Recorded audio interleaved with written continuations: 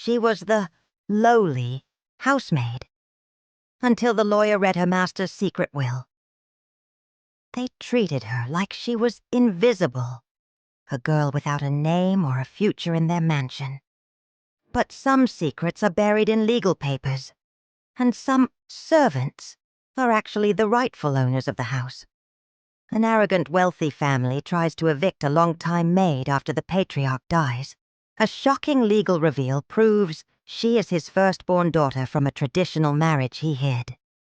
Welcome to Motherland tales, my lovelies, for a day of wisdom wrapped in words.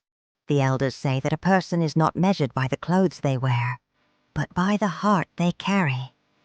The tree you refuse to water when it is small may one day be the only shade you can hide under.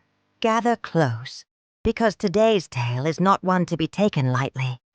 It is a story of a lowly housemaid, a greedy family, and a secret that rose from the grave to set the record straight.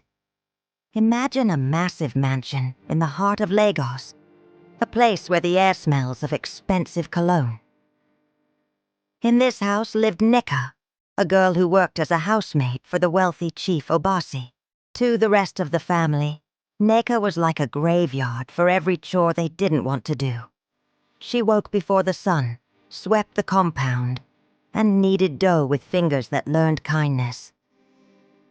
Chief Obasi was a man of integrity, a man who rose from village poverty to become a respected developer.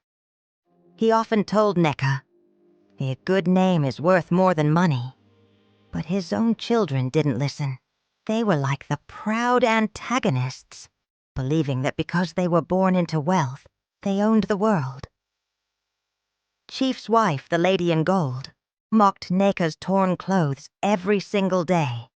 She would hiss and say, "Some people are just not meant for fashion.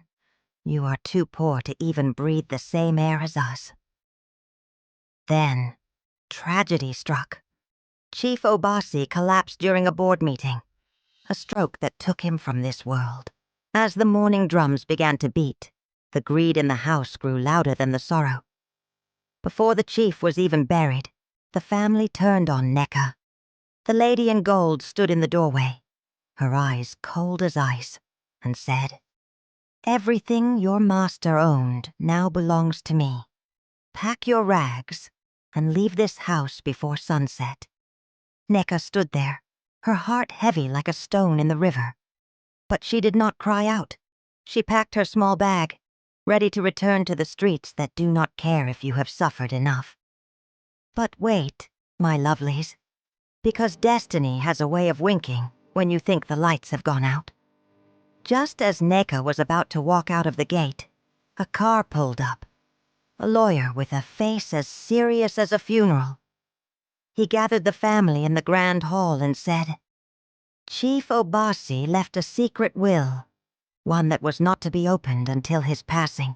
The family smirked, thinking they were about to divide the millions. But as the lawyer began to read, the room became so quiet, you could hear the Hamatan wind whispering through the palms. The will didn't talk about the sons, or the wife who loved his money more than his soul. It spoke of Nneka. Chief had seen how she cared for him when he was sick, how she worked without rest, and how she never repaid their evil with evil. The lawyer read the words that shattered the family's pride.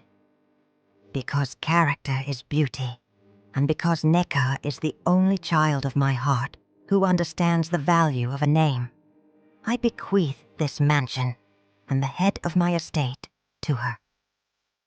The lady in gold fainted on the spot, and the spoiled sons looked like they had touched a fire. Nneka, the girl they called shameless and lowly, was now the owner of the very roof they stood under. So, what is the lesson we must never forget from Nneka's journey?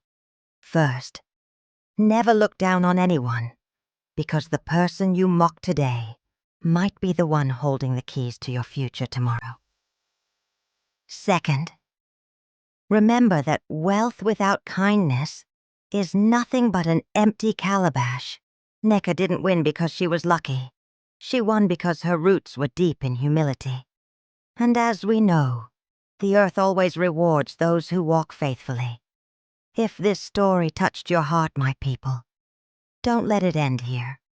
Share it with a friend who needs to know that their struggle is not their end. Drop a comment below and tell me, would you have forgiven that family if you were in Neka's shoes? And most importantly, hit that subscribe button and ring the bell so you never miss another tale from Motherland Tales. We are a growing family of storytellers, and your presence means the world to us. Stay wise, stay strong, and remember, your destiny can be delayed, but it can never be denied. Until next time.